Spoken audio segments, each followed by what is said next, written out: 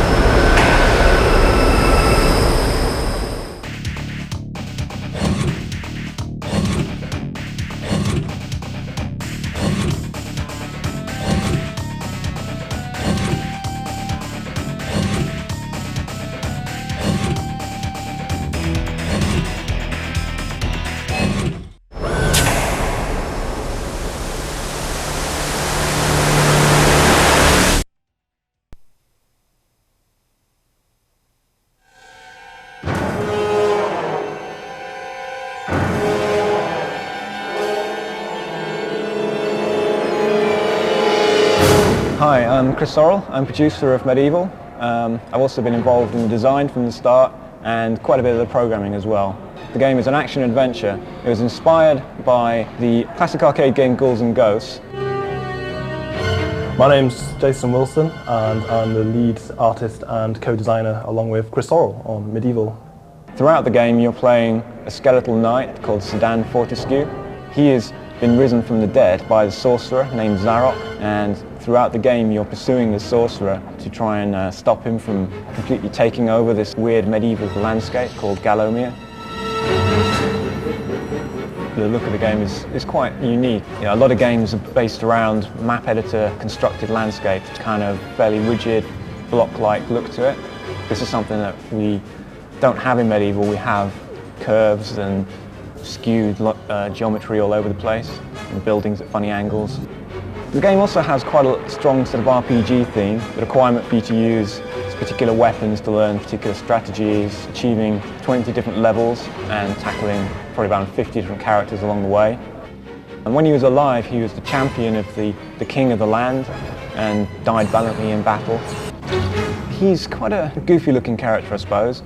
The aim with him was to give him a kind of goofy, quirky sort of a look, but at the same time for him to also appear to be the valiant and brave character that he actually is. A lot of people said to us, why do we want to have a skeleton as the main hero instead of some sort of huge muscle guy with a big gun or Lara Croft or whatever. But we thought it'd be kind of like silly and different, and we both like the film Nightmare Before Christmas and other sort of silly sort of horror type stuff. So we set out to do a skeleton and lots of silly things a skeleton would fight. He's got quite a lot of attack moves, and in these I think he looks quite powerful in that, but at the same time he's got huge floppy feet which make him look a bit sort of clumsy as he runs around. That we're not trying to do a character that's Conan the Barbarian or something. He is a bit alternative. He's a sort of an accidental hero really. But I think it's more for people who are grown up and still think they're kids.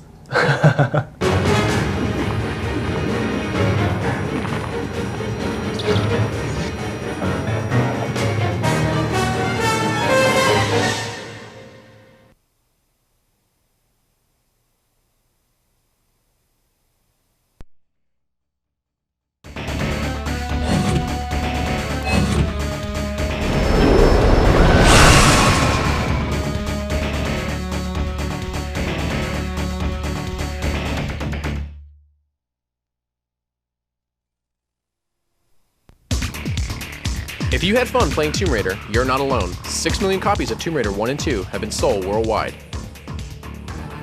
We've come to the place that brought Lara Croft to life, Core Design in Derby, England. We're taking you inside to find out how it happened and what's next. It was conceptualized 5 years ago now. And one of the guys said we want to do a game based on raiding some tombs and kind of going underground and into the world of the pharaohs, and that was something I was always really keen to do. He said, yeah, let's do it. Let's draw some things up, do a style guide, let's see what the character's going to look like. And of course he came back and it was a male character. For 2 months Lara was male. And then we went down and saw it on screen, and Lara transformed into a female. Tomb Raider 1 and 2 became worldwide hits, and the console version of Tomb Raider 2 was exclusive to the PlayStation. So what's next? There will be a movie. That movie's live action. It's with a big movie studio. The great thing is that we get total say and veto over the script and the content and the storyline, which is fantastic.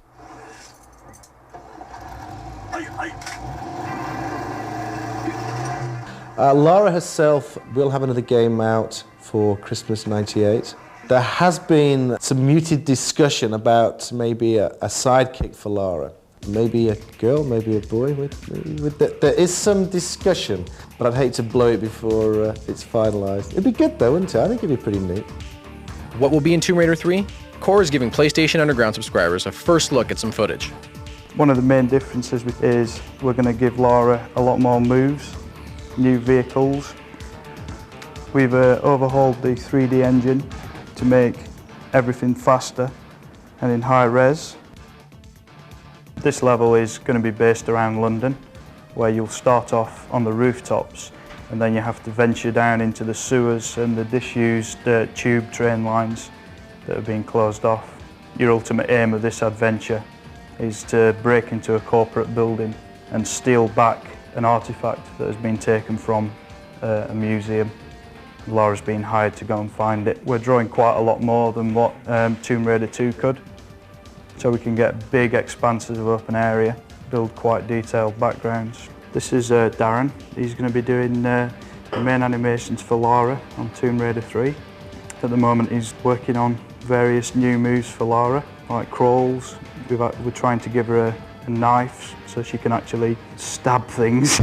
She's going to use the knife to try and prise certain secret items out from the rock. And as you can see, she grabs the dagger out. It'll be concealed in her leg. Tomb Raider 3 is being built with some interesting custom tools. Here are two of them. This is the animation editor.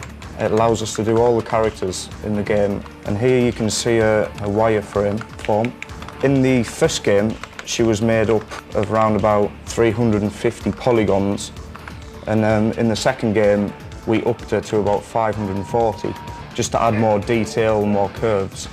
Actually select and draw small tiles, small textures, and we pick them up and place them on all the polygons to build up Lara's look. A second tool creates game levels.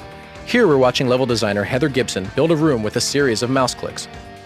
And then if you look along this side of the editor, I've got a selection of textures that I can use on this map.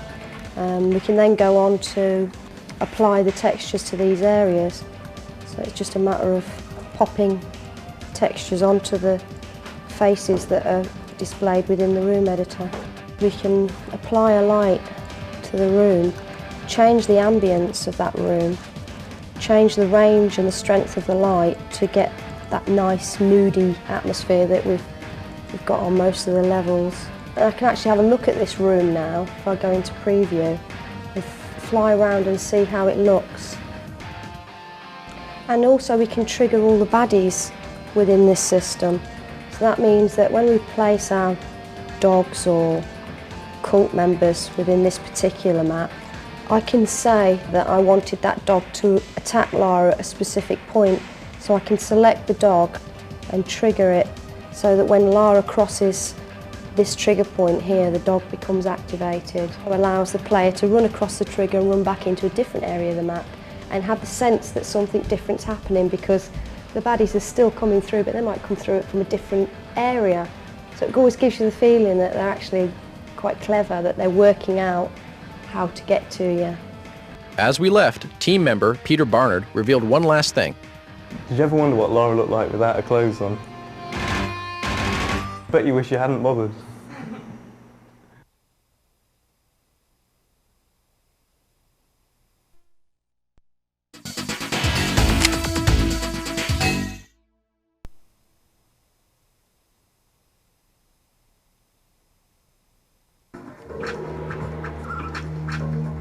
A new project is emerging at Core, currently called Ninja. It'll have a new name by the time it's released. My name's Joby. I'm working on the game Ninja. It involves a ninja running around the landscapes, fighting various sort of mythological beasts. There's about 50 different baddies, ranging from like goblins to humanoid-type characters. There's 6 different sorts of weapons. A sword, sai. Originally, when we started, it was all meant to be based on Japanese sort of myths and legends. There's lots of magic. Sort of you can power up your weapons, and it's about 4 levels of power. We've taken sort of basic elements and from my favourite games and stuck them all together. Shinobi, Ghosts and Goblins, sort of classic arcade games. The main objective is to get through the level and then get to the boss and then defeat the boss. Along the way, there'll be sort of various different traps and pitfalls that block your path. So there'll be a lot of baddies in the levels. So by the time you got to the end of the level, I imagine you'd have sort of maybe got through about 100 or 150 baddies. 10 different bosses, 1 on each level. I'm Martin Iveson, a musician and core designer. I've been doing the music for Ninja and the cutscenes and in-game sound effects. Basically, this is where you meet the dragon.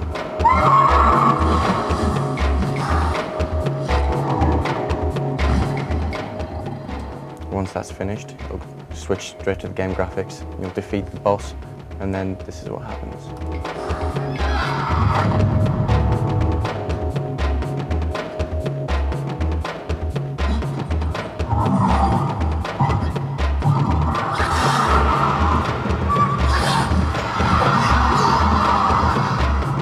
Ninja, by another name, should be dropping into stores this fall. Watch your back.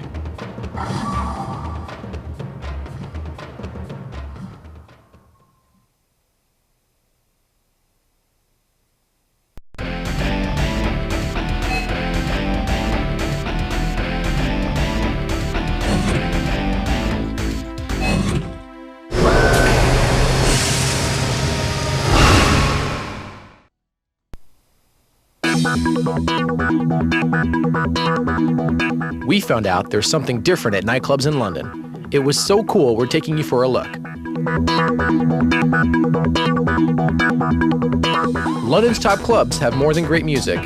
They have PlayStation. Together, they make for a great night out. This is the Killers Club where you can come, you can play PlayStation and have a good time, listen to some good music as well. Everybody knows that it's just a bit of fun at the end of the day. The girls love the PlayStation, man, yeah. Oh yeah. I think once you actually get the females on them, you know, it's harder to get them to go on there, but once they're on there, then yeah, you can't get them off.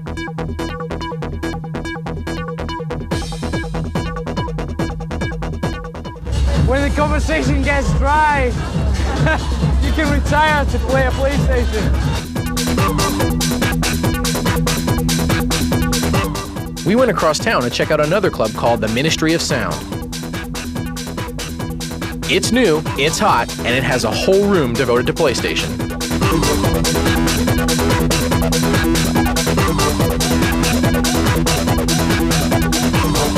Video games fit right in with the club's smoke and light show.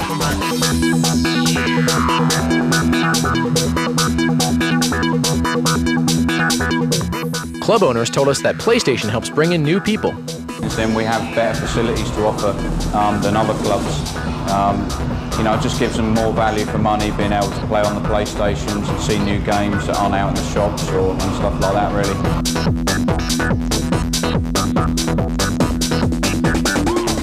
Playing your favorite games in a nightclub is a perfect fit, unless someone's trying to ask you a lot of questions. I've just lost my game! Oh, sorry.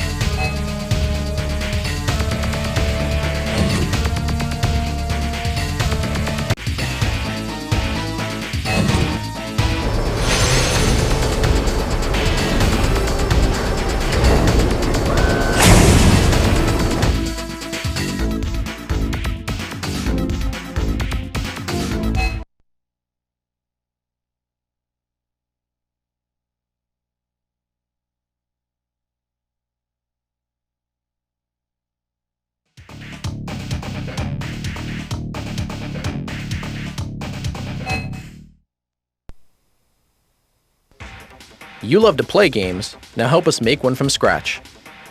Welcome to the first of a 4-part series on the making of a game called Wormhole. We're really excited about Project Wormhole. It's something that we came up with to give the subscribers of PlayStation Underground sort of an idea of what goes into developing a game step by step. Another cool thing about Project Wormhole is that we want these subscribers to become involved. You just send in your suggestions, and if we like them, then you just might end up seeing your name in the credits. In the next few minutes, you'll be introduced to some game and 3D design fundamentals. Over the next 3 issues, we'll build a working game together, inviting your suggestions by email. Let's talk about design. If we were building a full game, we'd need to start with a detailed design document spelling out every character, level, and enemy. That's because regular development typically takes dozens of specialists over a year and costs $1 million or more. We'll make a mini game instead, so you can quickly see important fundamentals. Here's our concept. Wormhole will put you behind the wheel of a futuristic vehicle, plunging down a tunnel filled with deadly enemies and obstacles. Dodge them while driving on the floor, walls, and ceiling. Blast your way with high-powered guns or die trying.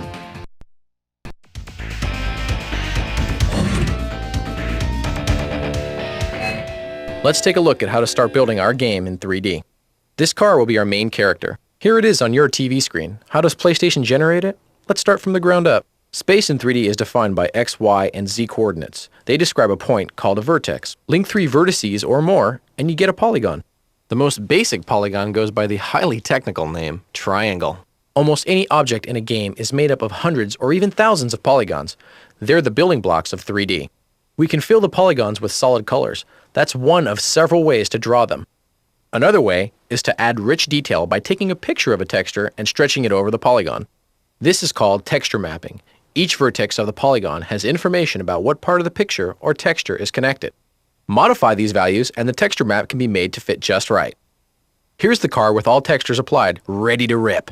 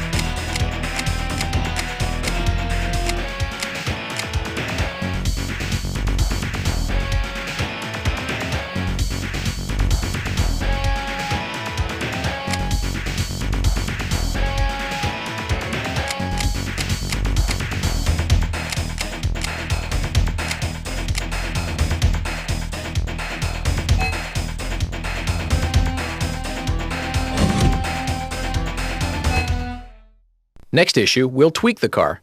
What colors and textures should it have? What kind of weapons? Send us suggestions on any aspect of Wormhole.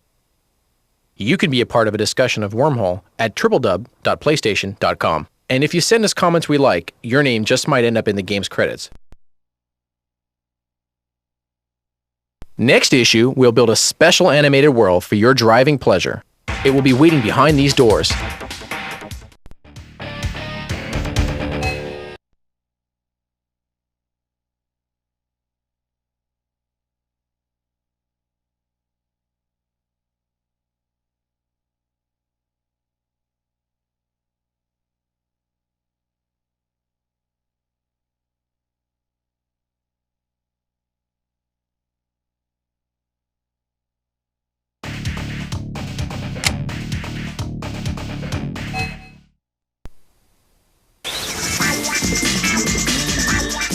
If you were going to design a video game from the ground up, what would it be like? With PlayStation's NetEurose development system, you could find out. NetEurose lets you create games on a PC, then play them on a PlayStation. It's helping development talent emerge worldwide. In Japan, a Net Eurose competition brought out 50 entries, and a panel of 5 judges were blown away by their quality and originality. The grand prize, a Sony Vaio notebook computer, went to an entry called Little Wing. In the game, you get a paper airplane from a professor who teaches you how to adjust it and master throwing techniques. Then you square off against a series of opponents. Judges commented on the strong gameplay. The gold prize went to a game called Asobu Rakugaki. Rakugaki means doodled or scribbled and refers to the main character, a boy. You help the boy get free and take him in search of fun, or asobu. Judges like the fact that the boy discovers that too much freedom can be boring. They call it a very untraditional game. The silver prize went to Hover Racing, which impressed the judges with its speed and user-friendly help system. Give all 3 games a try in this issue, and if you want to take a shot at developing your own game with Net Eurose, get more information at www.neteurose.com.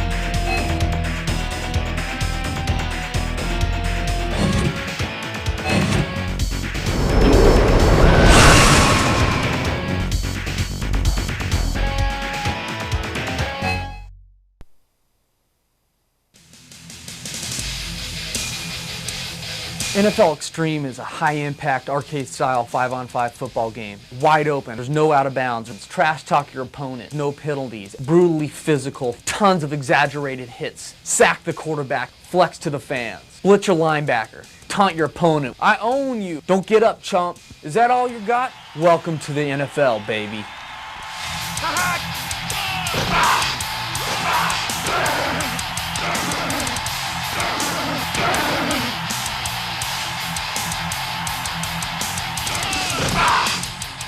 NFL Extreme rocks in July.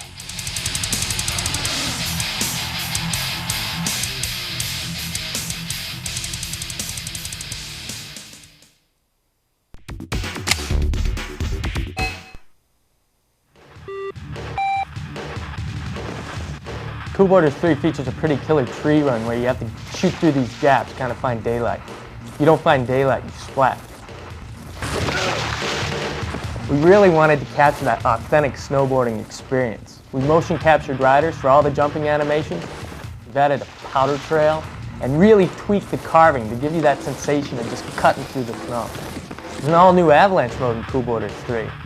Basically survival of the fittest. See who can make it down the mountain in one piece. There's an all-new border cross mode. Features 8 players. Beat each other up, punch each other, slap each other, push each other down, kick snow in each other's face. Anything to get to the finish line. We're the only snowboard game out there.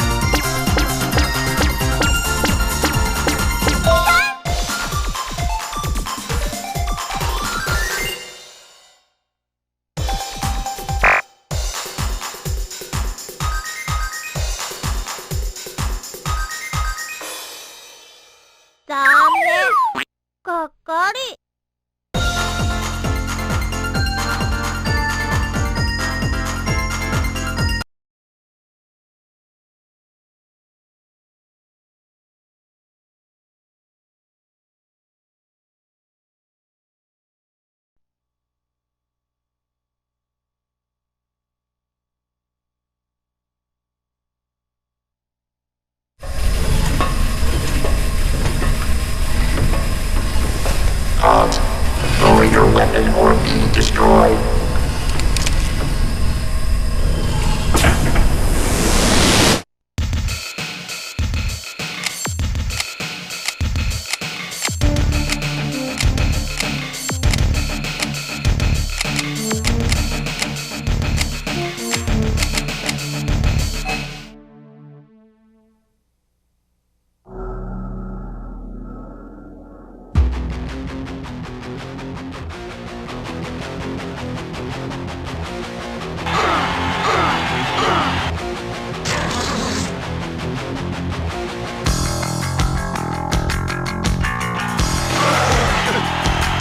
The cat.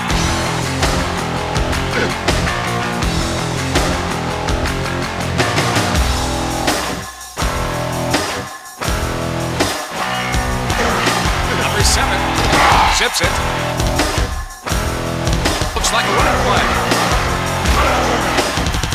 Gets drilled by the defender.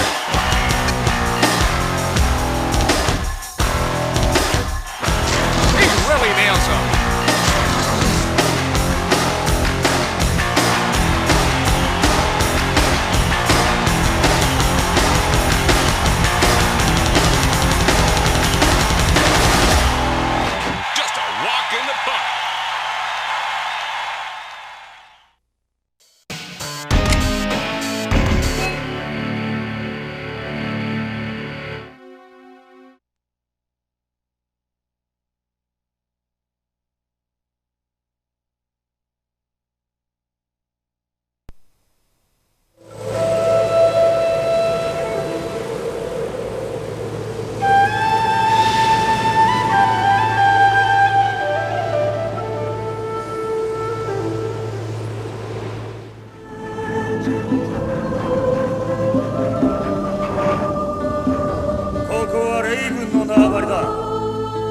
カニヘビは似合わん。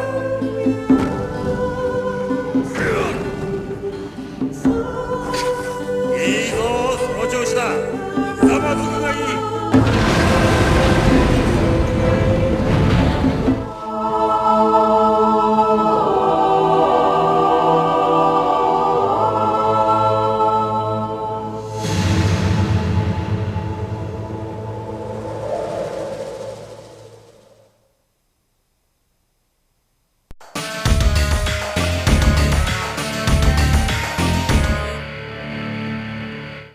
My name is Chad Watson. I work for the TIP team here at Sony Computer Entertainment. We're going to be playing Jet Moto 2. I'm going to show you a shortcut that is in roller side. After the turnaround in the big tent, if you hit that just right, which is that is not just right. It's a very narrow shortcut. If you, I missed it. If you hit it just right between, hit between the Chef Boyardee sign and the Kawasaki sign just right. If you're racing against a bunch of riders, you can pass them all up in that area because you miss the whole circle loop thing that goes on. And this is also kind of cool. Ta-da.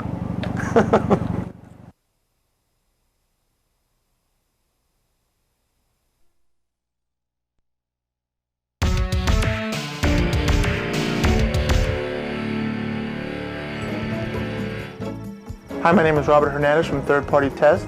The game I'm going to show you is Croc the Legend of Gobos on level 1B2. If you turn Croc 180 degrees around at the very beginning of the level, if you walk to the rock and stomp on it, a secret area will appear below. In the secret area there are 5 hearts that you can continue to accumulate if you've already beat the level. Each heart will give you 1 life, and you can keep returning to this area until you accumulate a total of 98 lives.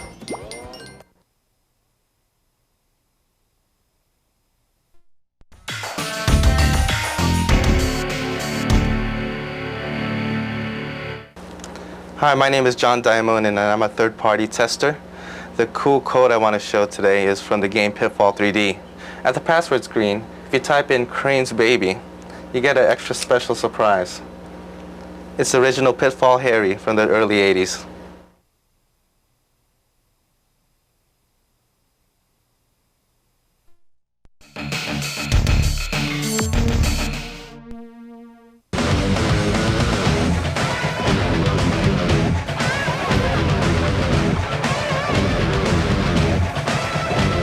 This is a good make-believe world. It's a little nutty. I think that the kids can differentiate between the violence that they see in the video games as opposed to the violence that people experience on the street. There is violence, but it's like any other video game. You know, you gotta kick, punch, and I mean, you gotta understand it's not real life. It's something that you're playing. I think people look for violence, and if you can play with it and try to get it out of your system, that maybe it's better, you know, than trying to go find it, use it in a real life type of situation. If you don't understand that you're playing a game, then you got a problem. A couple of goodies here for you folks. You might want to try WCW Nitro on PlayStation. Underground, is that true? You get these underground? Are you getting these out of some guy's trunk?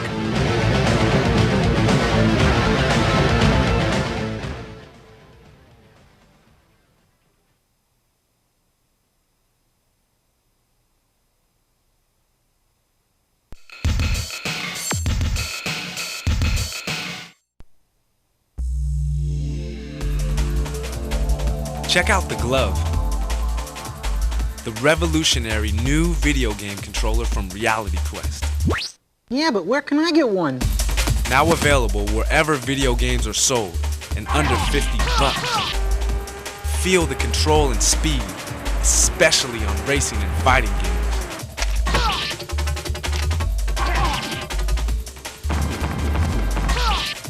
Just a flick of the wrist with all the buttons at your fingertips.